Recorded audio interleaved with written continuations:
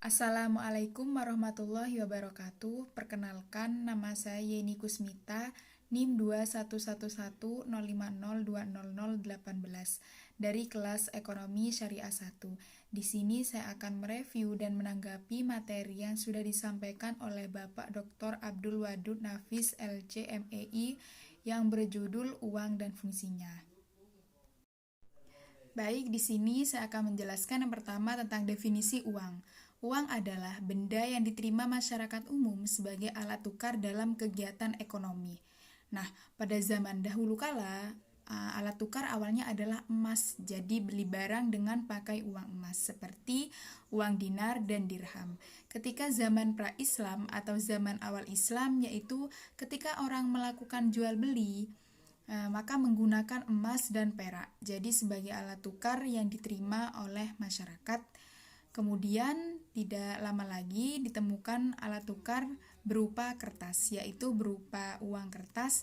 Kemudian ditemukan berupa uang giral. Bahkan sekarang itu adalah uang yang berupa alat uang elektronik seperti e-money.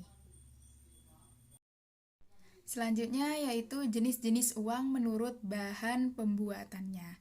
Yang pertama yaitu uang logam, yaitu baik logam dari emas dan perak. Yang kedua yaitu uang kertas yang biasa kita gunakan sekarang. Lalu selanjutnya yaitu jenis-jenis uang menurut lembaga yang mengeluarkan.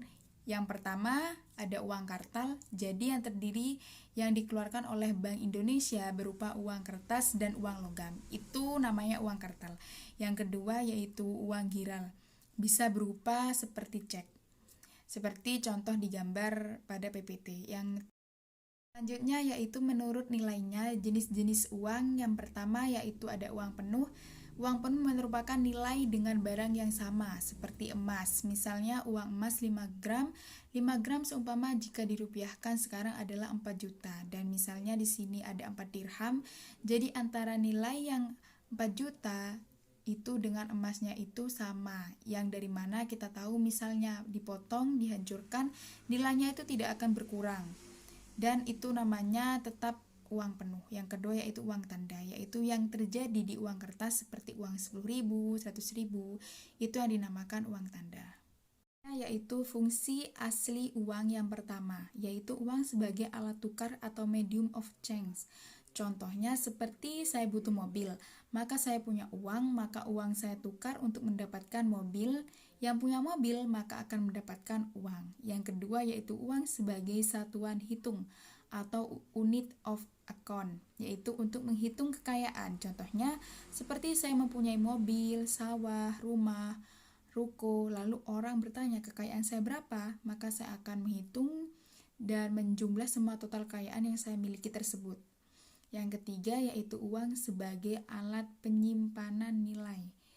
Selanjutnya yaitu fungsi turunan uang. Yang pertama, uang sebagai alat pembayaran transaksi yang sah. Yang kedua, uang sebagai alat pembayaran utang.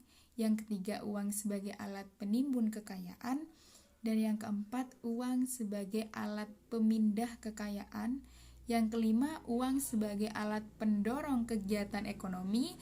Yang selanjutnya yaitu fungsi uang menurut ekonomi Islam. Yang pertama, sebagai alat tukar. Yang kedua, sebagai alat hitung. Dan yang ketiga, sebagai alat penyimpanan kekayaan. Mungkin cukup sekian yang bisa saya sampaikan. Kurang lebihnya mohon maaf. Assalamualaikum warahmatullahi wabarakatuh.